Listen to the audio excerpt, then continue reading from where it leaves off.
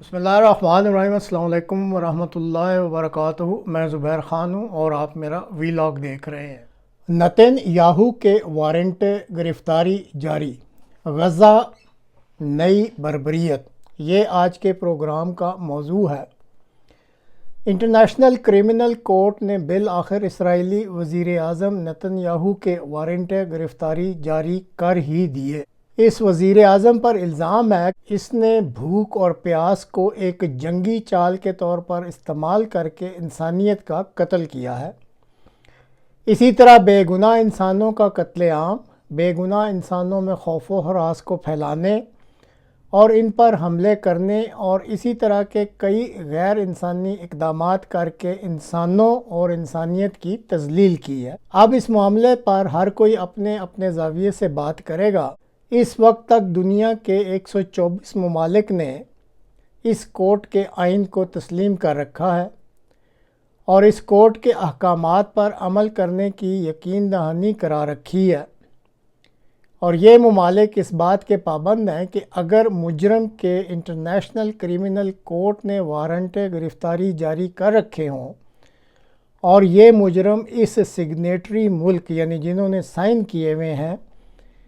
اس ملک کے دورہ پر آتا ہے تو وہ اس کو گرفتار کر کے انٹرنیشنل کرمنل کورٹ کے حوالے کرنے کے پابند ہیں۔ اب اس سارے قضیے کا مضحکہ خیز پہلو یہ ہے کہ ایسے سارے ممالک جو دراصل انسانیت کا اکثر قتل عام کرتے رہتے ہیں،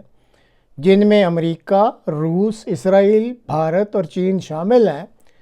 یہ ممالک انٹرنیشنل کرمنل کورٹ کو نہ تو تسلیم کرتے ہیں اور نہ ہی انہوں نے اس کے آئین کو تسلیم کرنے والی قرارداد پر دستخط کیے ہوئے۔ بہرحال ایک لحاظ سے اس فیصلے نے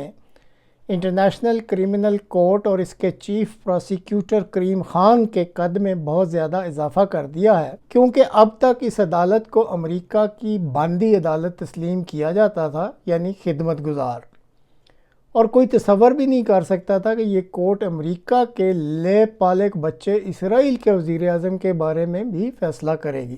اور اب قدرت کی طرف سے یہ بھی عجیب اتفاق ہوا ہے کہ 28 نومبر سال 1947 میں چودھری ظفر اللہ خان صاحب، جو کہ ایک احمدی مسلمان تھے،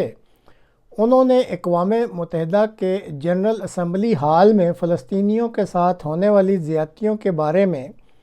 بین الاقوامی سطح پر آواز بلند کی تھی، اور بعد میں اپنے انصاف پسند رویہ کی وجہ سے وہ بین الاقوامی عدالت انصاف کے سربراہ بھی بنے تھے۔ اور اب یہ جو کریم خان صاحب ہیں، ان کا بھی اتفاق دیکھیں کہ ان کا بھی تعلق احمدیہ مسلم جماعت سے ہی ہے، اور انہوں نے ہر قسم کی مخالفت کے باوجود فلسطینیوں پر اسرائیلی مظالم کے خلاف اس کیس کی مکمل تحقیق کی اور ہر قسم کا رسک لیتے ہوئے اسرائیل کے سٹنگ وزیر اعظم کی طرف سے انسانیت کے خلاف کیے گئے جرائم کی وجہ سے ان کے وارنٹ گرفتاری جاری کروائے ہیں۔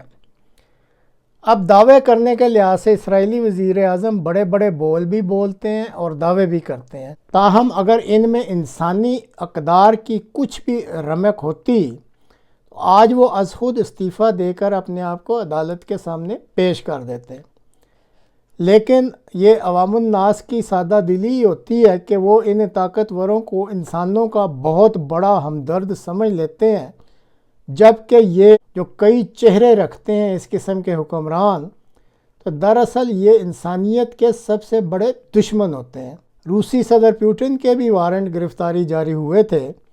جس کو انہوں نے جوتے کی نوک پر رکھا ہوا ہے۔ اسی طرح اسرائیلی وزیر اعظم نے بھی ایسا ہی رد عمل دکھلایا ہے، اور ان کے دفتر کی طرف سے اس طرح کا ہی بیان آیا ہے کہ اسرائیل کے وزیر اعظم اس عدالت کے فیصلے کو اپنے جوتے کی نوک پر رکھتے ہیں۔ اب ناظرین، بھلا جس نظام میں مکمل انصاف کو یقینی نہ بنایا جا سکے اور کمزوروں کو تو رگڑ دیا جائے اور طاقتور جو ہیں وہ فیصلوں کو جوتوں کی نوک پر رکھیں، تو آپ خود ہی بتائیں بھلا وہ نظام کہاں تک چل سکتا ہے۔ اور شاید یہی وجہ ہے امریکہ، اس کے حواریوں اور اسی طرح روس اور اس کے حواریوں کے زوال کے دن بھی قریب سے قریب تر ہوتے جا رہے ہیں۔ اب یہ دیکھیں کہ ایک طرف اسرائیلی وزیر اعظم کے انٹرنیشنل کرمنل کورٹ نے وارنٹ گرفتاری جاری کیے ہیں، اور ساتھ ہی نتن یاہو صاحب نے غزہ میں نئی بربریت کا سلسلہ شروع کر دیا ہے۔ امریکہ کی طرف سے مزید اسلحہ، گولہ بارود اور مالی امداد مل جانے کے بعد اسرائیلی حکومت نے غزہ کے شمالی علاقوں میں لاکھوں کی تعداد میں موجود فلسطینیوں کو زبردستی جنوبی غزہ کی طرف دھکیلنا شروع کر دیا ہے، اور جو فلسطینی جنوب کی طرف نہیں جا رہے ان پر بمباری کی جا رہی ہے، اور ساتھ ساتھ ان کے لیے خوراک پانی کی سپلائی کو منقطع کرنا شروع کر دیا ہے۔ اسرائیل کے دائیں بازو کے مذہبی رہنما شدت سے مطالبہ کر رہے ہیں کہ پہلے فیز کے طور پر غزہ کے شمال کو فلسطینیوں سے خالی کروا کر یہاں اسرائیلی سیٹلرز کو آباد کر دیا جائے، اور پھر جنوبی غزہ میں بھی ایسے ہی کیا جائے۔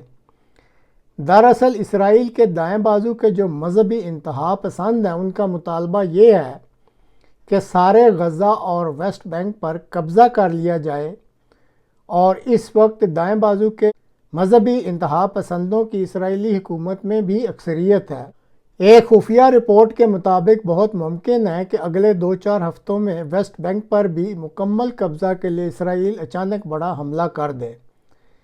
اسرائیل نے جو گریٹر اسرائیل کا منصوبہ بنا رکھا ہے، اس منصوبے کے مطابق ویسٹ بینک پر قبضہ کے بعد ایسے عرب اور دیگر ممالک جو 2 ریاستوں کا حل پیش کرتے ہیں، یعنی 2 اسٹیٹس سولوشن، ان کے غبارے سے بھی یہ جو ان کا یہ آئیڈیا ہے یا جو پروپوزل ہے، تو ان کی اس پروپوزل کا جو غبارہ اس سے بھی ہوا نکل جائے گی، اور اسی طرح وہ عرب ممالک جو غزہ کی از سر نو تعمیر کے لیے رقموں کا وعدہ کر رہے ہیں، ان ساروں کو بھی 2-4 ہفتوں بعد شاید اپنی پیشکشوں پر دوبارہ غور کرنا پڑے کہ آیا اب رقم درکار بھی ہوگی یا نہیں۔ ناظرین، اگر غور سے دیکھیں تو اس وقت مشرق وسطیٰ کے ساتھ ساتھ ایران، عراق، شام اور یوکرائن کے مخمصے دن بدن گھمبیر ہوتے جا رہے ہیں۔ اب ایک طرف دنیا کے طاقتور اپنی طاقت کے نشوں میں مخمور معصوموں اور مظلوموں کو دن رات گاجر مولیوں کی طرح کاٹ رہے ہیں، لیکن دوسری طرف اس کائنات کا خالق وہ آنکھیں بند کر کے نہیں بیٹھا ہوا۔ بہرحال اس کی ایک اپنی سکیم ہوتی ہے، لیکن دنیا کے حالات جس تیزی سے اس وقت بدل رہے ہیں، اس سے بہرحال یہی اشارے مل رہے ہیں کہ شاید اب اس خطہ ارض پر کچھ بڑی تبدیلیوں کا وقت سر پر آن پہنچا ہے۔